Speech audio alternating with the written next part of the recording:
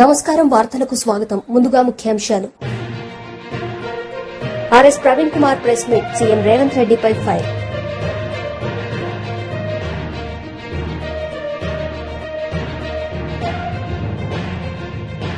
మాజీ మంత్రి Ambati Rambabu press meet, పలు అంశాలపై వివరణ.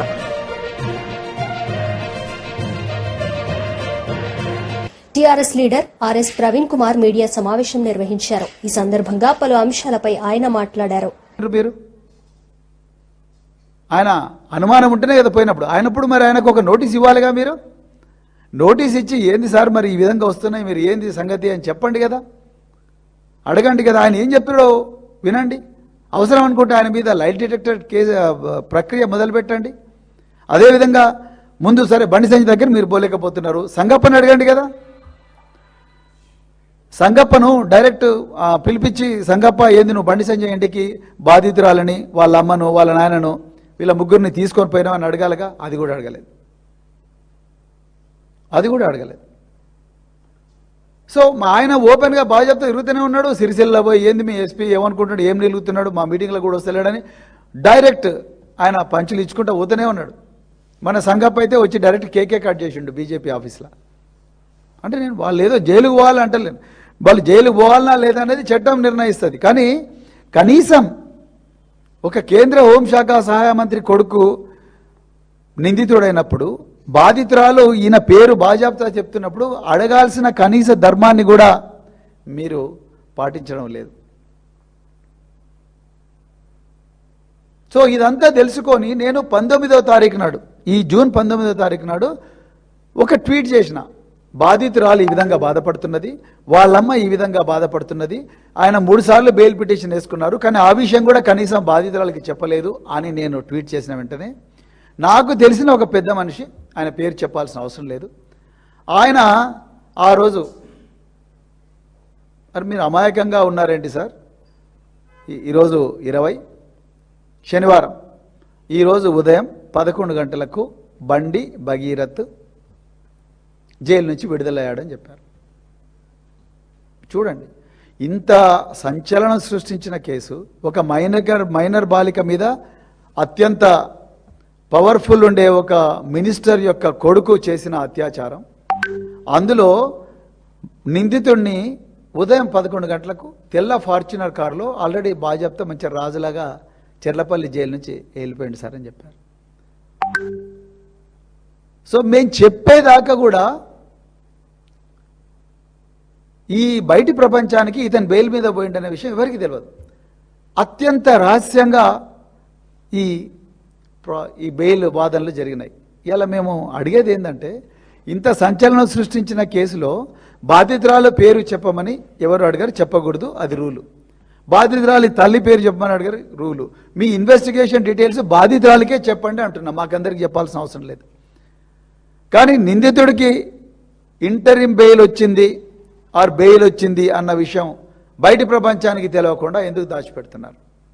ఇది మొదటి ప్రశ్న. మీకు అంత రహస్యంగా బెయిల్ పిటిషన్లలో వాదోపవాదాలు జరిగితే వాటిని మీడియా నుంచి దాచిపెట్టి, బయటి ప్రపంచం దాచిపెట్టి అంత రహస్యంగా చేయాల్సిన విషయం ఎందుకు అనేది ఈరోజు నేను రాష్ట్ర ప్రభుత్వాన్ని అడుగుతా ఉన్నా. ఇక రెండవది, ఇది మన బండి భగీరథ్ గారు వారి లాయరు ఏర్పాటు చేసిన, కోర్టులో ఫైల్ చేసిన పిటిషన్. ఎంత తెలివిగా ఈ పిటిషన్ ఫైల్ చేసిందంటే చాలా, అంటే నిజంగా చాలా ఆశ్చర్యపోతాం మనం. ఇతను మహీంద్రా యూనివర్సిటీలో స్టూడెంట్ అంట. ఇగో ఆయన ఐడి కార్డు కూడా ఇక్కడ ఉంది. ఇతను మహీంద్రా యూనివర్సిటీలో స్టూడెంట్. ఈ మహీంద్రా యూనివర్సిటీలో ఇతను 2023 నుంచి నడుస్తూ ఉన్నది, చదువుకుంటా ఉన్నాడు. 2023లో మీ అందరికీ ఇంతకుముందే నేను చెప్పిన మే 8వ తారీఖు నాడు ఇదే వేదిక నుండి 2023లో ఇతను 2 కేసుల్లో ఇన్వాల్వ్ అయ్యాడు మహీంద్రా యూనివర్సిటీలో. ఘోరంగా అత్యంత పాశవికంగా విద్యార్థిని కొడితే, దాని తర్వాత వాళ్ళ డార్మిటరీకి కూడా పోయి కొడితే ఇతను యూనివర్సిటీ నుంచి రస్టికేట్ చేసిండ్రు. ఇతను బీబీఏ స్టూడెంట్, స్కూల్ ఆఫ్ మేనేజ్మెంట్లో ఇతను మరి ఎన్ని ఎగ్జామ్స్ రాసిండు, ఎన్ని పాస్ అయ్యిండు అదంతా ఎవ్వరికి తెలియదు. కానీ ఇందులో ఇప్పుడు దీంట్లో బెయిల్ పిటిషన్లో ఇతనికి 3 సంవత్సరాల కోర్సు, అంటే 2023 నుంచి 2024, 24 నుంచి 25, 25 నుంచి 26, ఇది ఫైనల్ ఇయర్. ఈ 3 సంవత్సరాల కోర్సులో ఇతను ఎగ్జామ్స్ చాలా క్రిటికల్ ఎగ్జామ్స్, మరి మిగతా ఎగ్జామ్స్ రాసిండో లేదో దీంట్లో లేదు, కానీ ఈ ఎగ్జామ్స్ ఇప్పుడు రాయకపోతే ఈయనకి ఇర్రిపేరబుల్ డ్యామేజ్ జరుగుతుంది, అంటే ఈయన జీవితమే నాశనం అయిపోతుంది అని చెప్పి మరి వాళ్ళ అడ్వకేట్ పిటిషన్ ఫైల్ చేసిండు. ఇది బయటకు వచ్చింది ఆ పిటిషన్. ఇంకా టీఆర్ఎస్ పార్టీ క్యాడర్ మీటింగ్ లో మాజీ మంత్రి కేటీఆర్ పాల్గొన్నారు. ఈ సందర్భంగా కార్యకర్తలకు దిశానిర్దేశం చేశారు. చాలా మంది ఏం చేస్తారు, ఆడికాడికి ఎక్కడో అక్కడనే ఆయనతో నింపేస్తారు, అక్కడనే కూర్చొని నింపుతారు. ఈ యాప్ లో ఏం పెట్టామంటే ఈసారి మీరు ఎక్కడ ఉన్నారో తెలుసుకునే తందుకు ఒక బటన్ కూడా పెట్టినాం. ఆ బటన్ ఒత్తితే జీపీఎస్ అంటే తెలుసు కదా, లాటిట్యూడ్ లాంగిట్యూడ్, నువ్వు రమేష్ ఇంటి ముంగట్టున్నావా నీ ఇంట్లో ఉన్నావా అది కూడా తెలిసిపోతుంది. ఇక తప్పించుకునే అవకాశం లేదు. నీ ఇంట్లో కూర్చొని నువ్వు మొత్తం సపడే కల్లా మొత్తం రాసినవా లేకపోతే నిజంగానే కరెక్ట్ గా చేసినవా ఇది కూడా తెలిసిపోతుంది. కాబట్టి మెంబర్షిప్ యాప్ ఏదైతున్నదో ఇది తొందరలోనే బూత్ కి 2 చొప్పున మీకు ట్రైనింగ్ చేయడం జరుగుతుంది. దయచేసి మరి వర్ధనపేటలో గతంలో మీరు 1,00,000 ఓట్ల మెజారిటీతో గెలిచిన నియోజకవర్గం వర్ధనపేట, 99,000 చిల్లర ఓట్లతో గెలిచిన నియోజకవర్గం. మెంబర్షిప్ లో కూడా 282 బూత్లలో నంబర్ 1 గా వర్ధనపేట నిలబడాలి. మరి దానికి బాధ్యత మీరే తీసుకోవాలని చెప్పి నేను మిమ్మల్ని అందరినీ కోరుతా ఉన్నాను. రమేష్ అన్న కంటే ఎక్కువ బాధ్యత మీదే. ఇంకొకటి, ఇక రెండో కార్యక్రమం, ఒకటి యూత్ కే ఇస్తాం. తమ యూత్ కాకపోతే ఫోన్ ఎవరికి నడిపిస్తుందా, మీకే నడిపిస్తుంది. రెండోది ఎస్ఐఆర్ అనే కార్యక్రమం చాలా అవుతుంది. ఎస్ఐఆర్, ఈ ఎస్ఐఆర్ గురించి దయచేసి ఒక 5 నిమిషాలు జాగ్రత్తగా వినాలి. ఒక చిన్న ప్రజెంటేషన్ కార్యక్రమం ఉన్నది. ఈ ఎస్ఐఆర్ అంటే ఏంది, ఎస్ఐఆర్ అంటే ఏంది ఒక్కసారి ఆ స్క్రీన్ చూడాలి, మీరు అక్కడ చూడాలి. జర దయచేసి అందరు కూడా ఒక 5 నిమిషాలు జర మీరు అడ్డమట్టు ఉండ కురితాం కూర్చొని ఆడికి పోను సరే, నన్ను అటు పోమంటారు అటే పోతాయి. ఎస్ఐఆర్ అనే కార్యక్రమం ఏంటిది, ఆ స్క్రీన్ దయచేసి ఒక 10 నిమిషాలు, ఒక 5-10 నిమిషాలు ఒడగొట్టుకుందాం. జర దయచేసి అందరూ కూడా శ్రద్ధ పెట్టాలి. ఎస్ఐఆర్ అంటే ఏంది? ఎస్ఐఆర్ అంటే ఇదేదో కొత్త విషయం కాదు, బ్రహ్మ పదార్థం కాదు. ఎస్ఐఆర్ అంటే special intensive revision. Voter list ను జల్లెడ పట్టే కార్యక్రమం, ఓటర్ లిస్ట్ ను వడవోసే కార్యక్రమం ఎస్ఐఆర్. ఇందులో ఏం లేదు, 4 విషయాలు, ఇందులో ముఖ్యమైన విషయాలు. ఎస్ఐఆర్ అనేది మరి మీకు డౌట్ రావచ్చు, అరే ప్రతి సంవత్సరం కూడా మనం ఓటర్ లిస్ట్ లో మార్పులు చేర్పులు ఉంటాయి కదా, కొత్తగా ఎవరికన్నా 18 ఏళ్లు నిండితే వాళ్ళ పేరు రాసుకోవచ్చు కదా, మరి ఇదేం కార్యక్రమం అని చెప్పి మీకు అనుమానం రావచ్చు. ప్రతి సంవత్సరం జనవరి 1 నాడు ఎవరోళ్ళకు 18 ఏళ్లు నిండుతాయో వాళ్ళ పేర్లు రాయించుకోవచ్చు. కానీ దీని ప్రత్యేకత ఏంటి అంటే ఇది ఇంటింటికి అధికారులు వస్తారు. ప్రతి సంవత్సరం మనం పోయి రాయించుకోవాలి అధికారుల దగ్గరికి, కానీ ఈసారి అట్లా కాదు, ఇంటింటికి అధికారులు వస్తారు. మరి నెక్స్ట్ స్లైడ్. ఎస్ఐఆర్ లో ప్రత్యేకత ఏంటి అంటే భారతదేశంలో ఎస్ఐఆర్ మొదటిసారి జరుగుతలేదు. ఇదివరకు 13 సార్లు జరిగింది, ఈసారి జరిగేది 14వ. లాస్ట్ టైం ఎప్పుడు జరిగింది అంటే మన దేశంలో, మన రాష్ట్రంలో, మన జిల్లాలో 2002లో BJP leader Alleti Maheshwar Reddy media సమావేశం నిర్వహించారు. ఈ సందర్భంగా పలు అంశాలపై ఆయన మాట్లాడారు. నోటిఫికేషన్ కోసం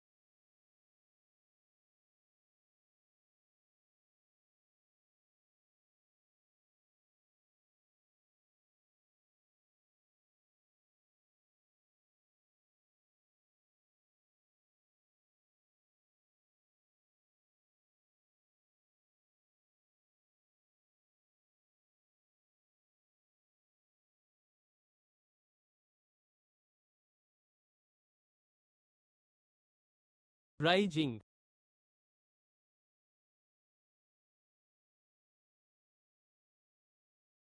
స్టేట్మెంట్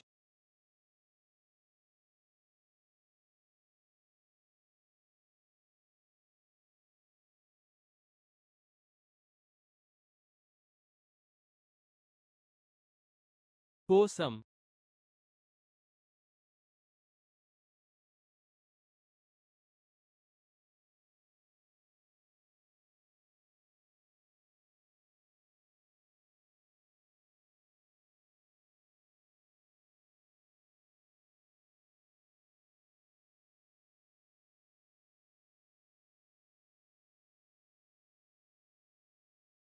వయోపరిమితి సడలింపు,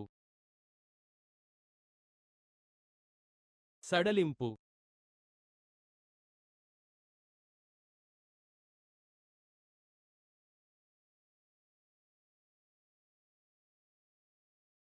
కోసం,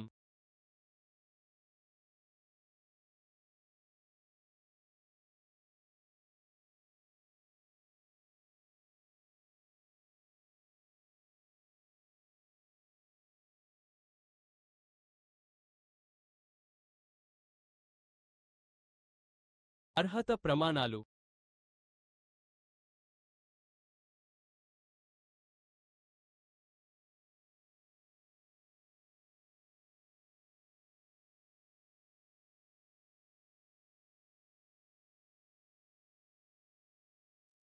నలభై 41,000, 1కి 300, 40,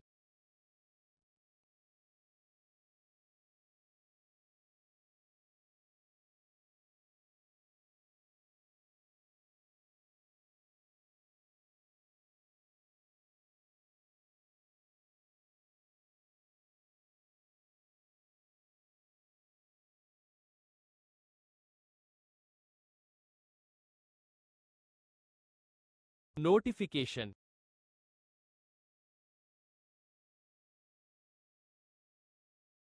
ట్యాక్స్. సరే, క్షమించండి.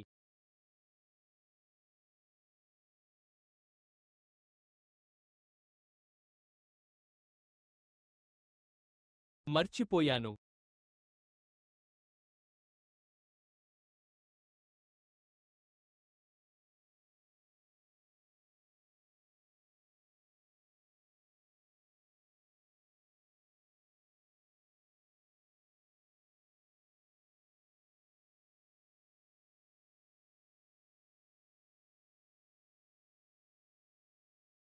ముప్పై 31,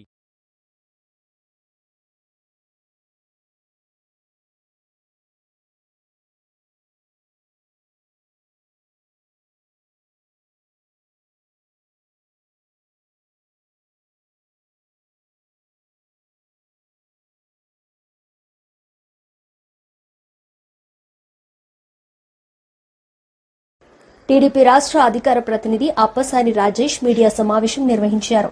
ఈ సందర్భంగా పలు అంశాలపై ఆయన మాట్లాడారు. రాష్ట్ర ప్రజానీకం చుట్టాల అలాగే గడిచిన 5 సంవత్సరాలు పాలకుడుగా జగన్మోహన్ రెడ్డిని చూస్తున్నారు.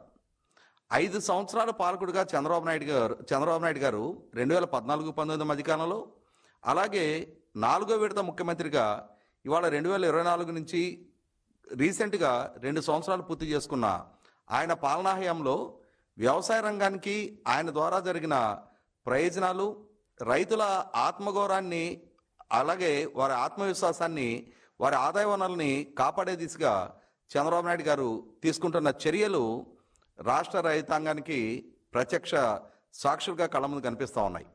ముందుగా ఒకసారి 2014-19 మధ్యకాలం నాటి చంద్రబాబు నాయుడు గారి పాలనా హయాంలో నాడు వ్యవసాయ రంగాన్ని అభివృద్ధి దిశగా మెరుగైన ఆదాయ వనరుగా తీర్చిదిద్దడానికి చంద్రబాబు నాయుడు గారి ప్రభుత్వం ఏం చర్యలు తీసుకుందో ఒకసారి మనం పరిశీలిద్దాం.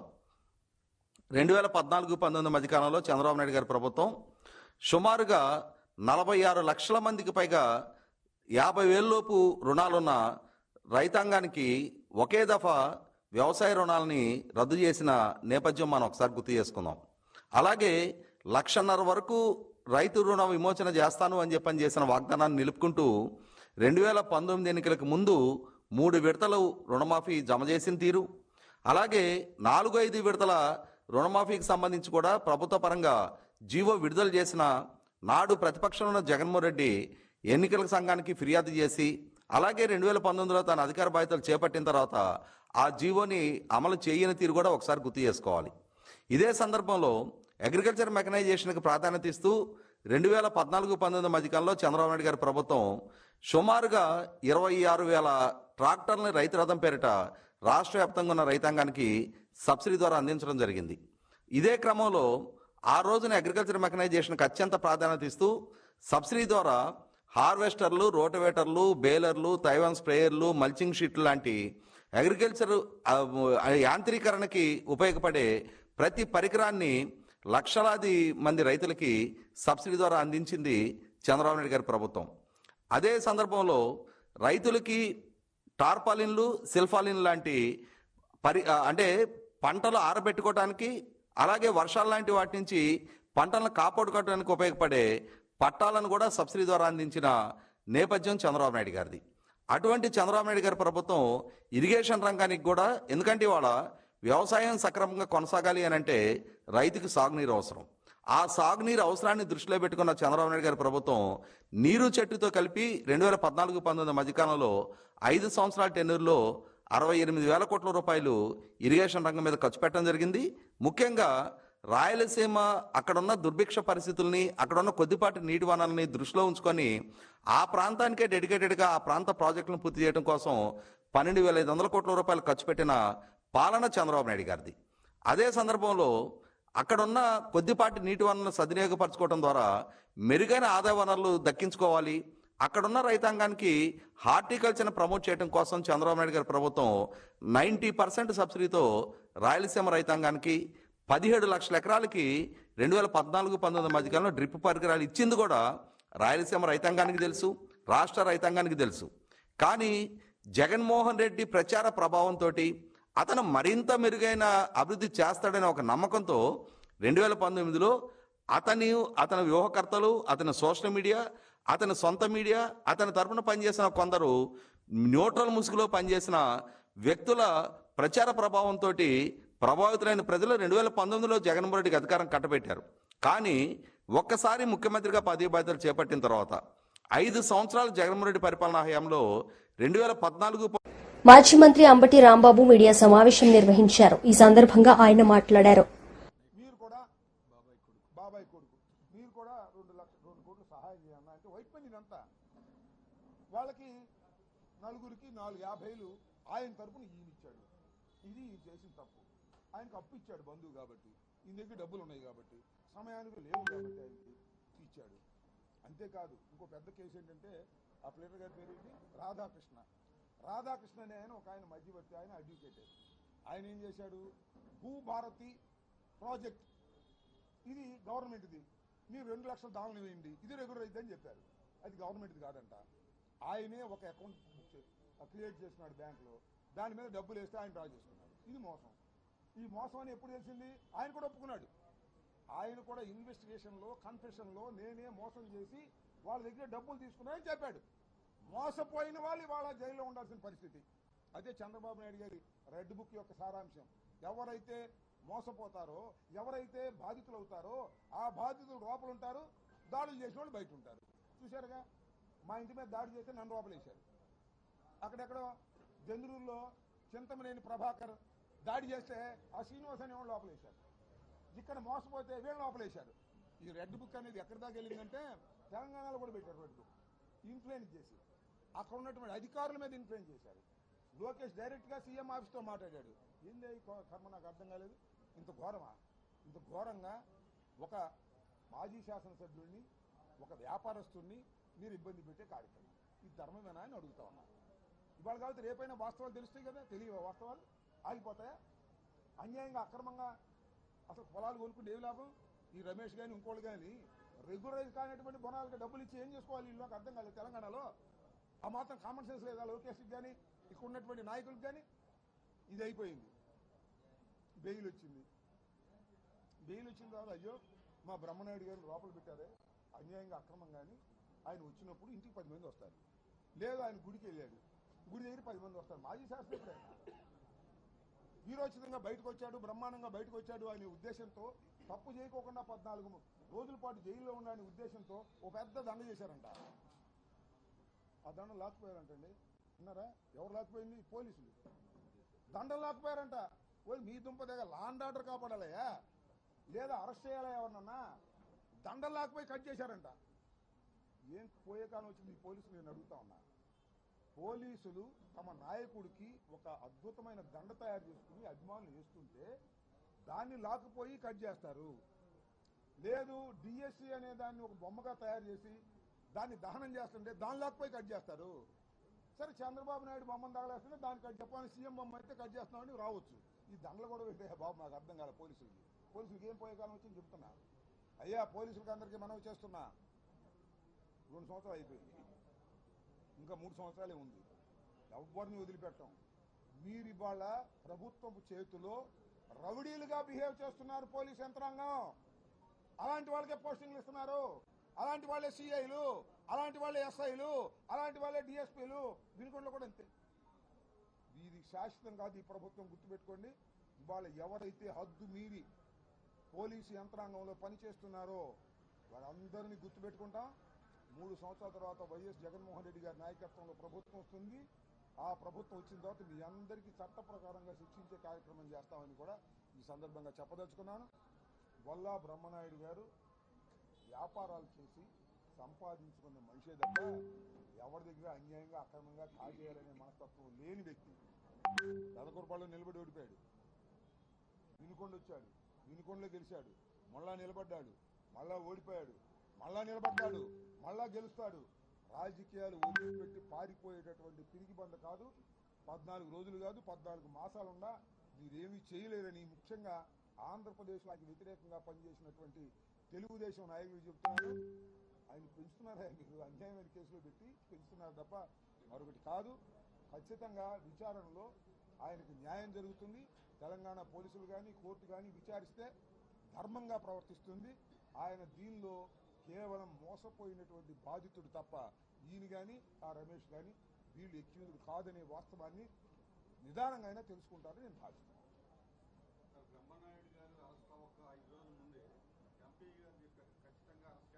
అంటే ఈ కేసు వాసన ఆయన పసిపెట్టాడనమాట. ప్రయత్నం అప్పుడే ప్రారంభమైందని అనుకోవాలి. ఇంకా ఈ కేసు వాసన ఆయనకి కొట్టింది, ఆయన చూశాడు, దొరికాడు బ్రహ్మనాయుడు వేసాయి అనే పద్ధతుల్లో బిహేవ్ చేశారు. అనుభవిస్తారు. దీనికి ఖచ్చితంగా ఆయన కూడా ఈ సందర్భంగా చెప్పవచ్చు. ఓకే. వైఎస్ఆర్సీపీ లీడర్స్ మీడియా సమావేశం నిర్వహించారు. ఈ సందర్భంగా టీడీపీ నేతలపై వారు మండిపడ్డారు. కూడా ఏ విధంగా మీరు ఆయన బహిరంగంగా ఎంత దారుణంగా దూషించాడో మనం చూస్తూనే ఉన్నాం. ఏ విధంగా మాట్లాడాడో. అదేవిధంగా మరి ఆవు చేలం వేస్తే దూడ గట్టును వేస్తుందన్న చందంగా మరి వారు కాకినాడ రూరల్ ఎమ్మెల్యే గారు ఆయన మాటలు కూడా చూసాం నిన్నటి రోజున. చాలా దారుణంగా, చాలా సంస్కారహీనంగా మాట్లాడడం చూసాం మనం. మరి ఏంటబ్బా ఇంత ఏదో ఉరుమురున్నట్టు సడన్గా ఎందుకు వీళ్ళు ఇలా మాట్లాడుతున్నారు? మరి వీళ్ళ గురించి అసలు టాపిక్కే లేదు కదా. డిప్యూటీ సీఎం గారి గురించి కానీ వారి గురించి కానీ ఎట్టి పరిస్థితుల్లో వైఎస్ఆర్ కాంగ్రెస్ పార్టీ నుంచి కనీసం ఒక మాట కూడా మాట్లాడలేదు కదా వారి గురించి. ఏంటి ఇలా ఎందుకు వచ్చారు అని చెప్పేసి నేను అనుకుంటే నేను భావించింది ఏంటంటే, ఈ రాష్ట్రంలో ప్రతిపక్ష నాయకుడు కానీ జగన్మోహన్ రెడ్డి గారు కానీ, లేకపోతే ఈ రాష్ట్రంలో ప్రజలు కానీ, ఈ రాష్ట్రంలో ఉన్న పౌర సమాజం కానీ, ఈ రాష్ట్ర ముఖ్యమంత్రి గారు అయినటువంటి, ఈ రాష్ట్రాన్ని పరిపాలించే నాయకుడైనటువంటి చంద్రబాబు నాయుడు గారిని ప్రశ్నిస్తున్నారు.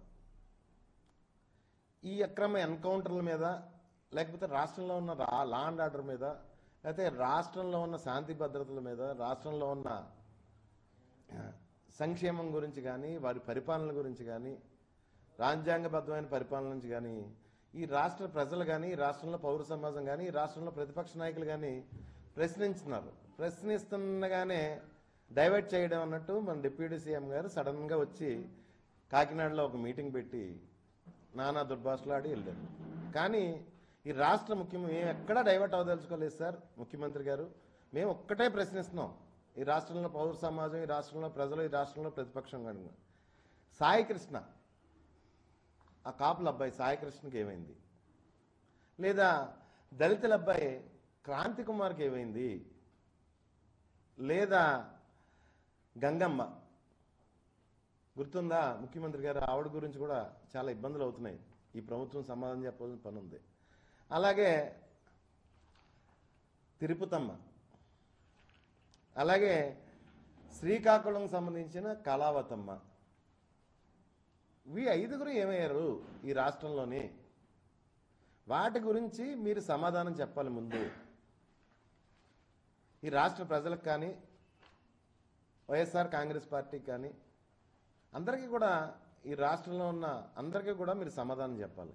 ఈ తిరుపతమ్మకి ఏమైంది, కళావతమ్మకి ఏమైంది, సాయి కృష్ణకి ఏమైంది, క్రాంతికి ఏమైంది, క్రాంతి కుమార్కి ఏమైంది, గంగమ్మకి ఏమైందని వీళ్ళు శవాలు కూడా కనపట్టలేదే. లాకప్ డెత్లు అయ్యి శవాలు కూడా కనపట్టలేదు. అయ్యా మహిళలయ్యా, ముగ్గురు వెనకాల ముగ్గురు ఆడవారు. సరే పోనీ మీరు ఆ సాయి కృష్ణని దుర్మార్గుడు అంటారు, లేకపోతే ఏదో కూర అంటున్నారు, రకరకాలుగా మన డిప్యూటీ సీఎం గారు ఆయన గురించే మీటింగ్ పెట్టినట్టు పెట్టారు కాకినాడలో వచ్చి. ఓన్లీ సాయి కృష్ణ అన్న అతను దుర్మార్గుడు అని చెప్పడానికి వచ్చి మీటింగ్ పెట్టినట్టు పెట్టారు కాకినాడ వచ్చి. మరి రకరకాలుగా మాట్లాడుతున్నారు. మరి వారి అక్క ఆయన సాయి కృష్ణ కుటుంబ సభ్యులు ఏమన్నారు? 2 కేసులు ఉన్నాయండి మా అబ్బాయి మీద అని చెప్పేసి అన్నారు. మీరు డిప్యూటీ సీఎం గారు వచ్చి 23 కేసులు అన్నారు. సాయి కృష్ణ దుర్మార్గుడే, క్రాంతి కుమార్ దుర్మార్గుడే. మరి గంగమ్మ, నాకు వాయిస్ నోటంటే మాట రావట్లేదు, తిరుపతమ్మ, వీళ్ళందరూ కూడా దుర్మార్గులే అనుకుందాం. కానీ వీళ్ళ శవాలు కానీ, మరి లేకపోతే సాయి కృష్ణ వాళ్ళ అమ్మ అడిగినట్టు బూడిదన్నా ఇవ్వాలి కదా సార్ మీరు ముఖ్యమంత్రి గారు? వాళ్ళ తల్లి ప్రశ్నించినట్టు బూడిదన్నా ఇవ్వాలి కదండి ఈ రాష్ట్ర ప్రజలకి. మీరు డైవర్ట్ చేస్తానంటే ఎలాగా? ఈ రాష్ట్ర ప్రజల్ని మీరు కన్న బిడ్డల్లాగా చూసుకోవాలి. అలాంటిది మీరు పిల్లల్ని చంపేసి, స్టేషన్లో చంపేసి బూడిద కూడా ఇవ్వకపోతే ఎలాగండి? వాళ్ళు బూడిదే కదా అడుగుతున్నారు. మా కేసు వద్దంటున్నారు, ఏం వద్దంటున్నారు? బాబు బూడిద ఇచ్చండి ముఖ్యమంత్రి గారు.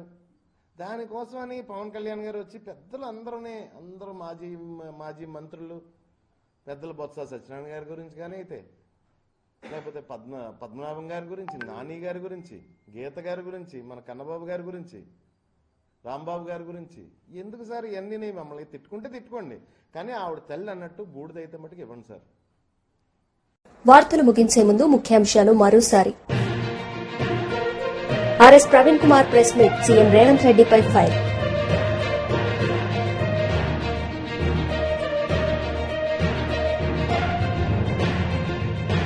మాజీ మంత్రి అంబటి రాంబాబు ప్రెస్ మీట్, పలు అంశాలపై వివరణ.